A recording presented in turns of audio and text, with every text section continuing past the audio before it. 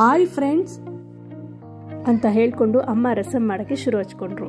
ಈ ರಸಂ ಹೆಂಗಪ್ಪ ಮಾಡೋದಂದ್ರೆ 2 ಟೊಮೊಟೊ, ಸ್ವಲ್ಪ ಹುಣಸೆಹಣ್ಣು ತೊಗೊಂಡು ಕುದಿಸ್ಕೊಂಡು ಅದಕ್ಕೆ ಹಸಿಮೆಣಸಿನ್ಕಾಯಿ, ಕೊತ್ತಂಬರಿ, ಕರಿಬೇವನ್ನ ಹಾಕೊಬೇಕು. ಪಕ್ಕದಲ್ಲಿ ಜಾರ್ಗೆ ಸ್ವಲ್ಪ ಮೆಣಸು, ಜೀರಿಗೆ, ಒಂದು 7ರಿಂದ 8 ಬೆಳ್ಳುಳ್ಳಿ ಹಾಕೊಂಡು ಕ್ಲೀನಾಗಿ ಈ ಥರ ಬ್ಲೆಂಡ್ ಮಾಡ್ಕೋಬೇಕು. ಒಂದ್ಸಲಿ ಇದು ಬ್ಲೆಂಡ್ ಆದಮೇಲೆ ಸ್ವಲ್ಪ ಕೊತ್ತಂಬರಿ ಸೊಪ್ಪು ಹಾಕೊಂಡು ಇನ್ನೊಂದ್ಸಲಿ ಬ್ಲೆಂಡ್ ಮಾಡಿದ್ರೆ ಈ ಥರ ಮಿಕ್ಸ್ಚರ್ ರೆಡಿ ಆಗುತ್ತೆ. ಈ ಮಿಕ್ಸ್ಚರ್ನ ಇಟ್ಕೊಂಡು ಕುದಿತಾ ಇರೋ ರಸಮಿಗೆ ಹಾಕಿ 1-2 ತಿರುವಿದ್ರೆ ಸೂಪರ್ ಆಗಿರೋ ಒಂದು ರಸಮ್ ರೆಡಿ ಆಗುತ್ತೆ. ಹಾಗೆ ಜಾರಲ್ಲಿ ಉಳಿದಿದ್ದ ಪಲ್ದಿದ ಮಸಾಲ ಎಲ್ಲ ವಾಪಸ್ ರಸಮಿಗೆ ಹಾಕೊಂಡು ಹಾಗೆ ಇನ್ನೊಂದು ಕಡೆ ಒಗ್ಗರಣೆಗೆ ಸಾಸಿವೆ, ಇಂಗು, ಬೆಳ್ಳುಳ್ಳಿ, ಒಣಮೆಣಸಿನ್ಕಾಯಿ ಹಾಕಿ ಆ ಒಗ್ಗರಣೆ ರಸಮ್ಗೆ ಹಾಕಿದ್ರೆ ಒಂದೊಳ್ಳೆ ಫ್ಲೇವರಿಶ್ ಆಗಿರೋ ರಸಮ್ ರೆಡಿ ಆಗುತ್ತೆ. ಹಾಗೆ ಇನ್ನೊಂದು ಕಡೆ ಸಬ್ಬಕ್ಕಿ ಸೊಪ್ಪಿನ ಎಗ್ ಬುರ್ಜಿ ಮಾಡೋಣ ಅಂತ ಹೇಳಿ ಸ್ವಲ್ಪ ಎಣ್ಣೆ ಹಾಕಿ ಅದಕ್ಕೆ ಉದ್ದಿನಬೇಳೆ ಹಾಗೆ ಸ್ವಲ್ಪ ಈರುಳ್ಳಿ ಹಾಕ್ಕೊಂಡು ಉಪ್ಪು ಹಾಕಿ ಬಾಡಿಸಿ ಇದಕ್ಕೆ ಚಿಲ್ಲಿ ಪೌಡ್ರ್ ಆ್ಯಡ್ ಮಾಡ್ಕೊಬೇಕು.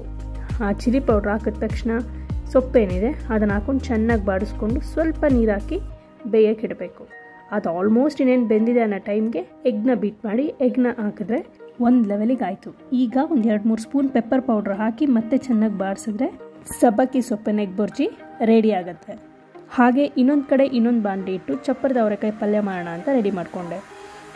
ಇದಕ್ಕೆ ಮೊದಲನೇದಾಗಿ ಸ್ವಲ್ಪ ಎಣ್ಣೆ, ಸಾಸಿವೆ, ಉದ್ದಿನಬೇಳೆ ಹಾಗೆ ಈರುಳ್ಳಿ ಇದಿಷ್ಟನ್ನು ಹಾಕೊಂಡು ಚೆನ್ನಾಗಿ ಬಾಡಿಸ್ಕೋಬೇಕು.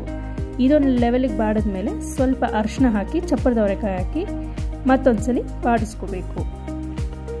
ಈಗ ರುಚಿಗೆ ತಕ್ಕಷ್ಟು ಉಪ್ಪು ಆ್ಯಡ್ ಮಾಡಿಕೊಂಡು ಮತ್ತೊಂದ್ಸಲಿ ತಿರುಗಿಸಿ ಇದಕ್ಕೆ ಸ್ವಲ್ಪ ನೀರು ಆ್ಯಡ್ ಮಾಡಿ ಮುಚ್ಚಿ ಬೇಯಿಸ್ಬೇಕು. ನೋಡಿ ಆಲ್ಮೋಸ್ಟ್ ಇದು ಬೆಂದಿದೆ.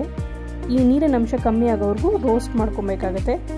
ಈಗ ನಾನು ಸ್ವಲ್ಪ ಚಿಲ್ಲಿ ಪೌಡ್ರ್ ಆ್ಯಡ್ ಮಾಡ್ಕೊತಾ ಇದ್ದೀನಿ. ಇದಕ್ಕೆ ಚಿಲ್ಲಿ ಪೌಡ್ರ್ ಆ್ಯಡ್ ಮಾಡಿ ಒಂದು 2-3 ನಿಮಿಷ ಬೇಯಿಸಿದ್ರೆ ಚಪ್ಪರದ ಅವರೆಕಾಯಿ ಪಲ್ಯ ರೆಡಿ ಆಗುತ್ತೆ. ಸೊ ಇದಾಗಿತ್ತು ಇವತ್ತಿನ lunch recipe. Thanks for watching. Meet in next vlog. Bye bye.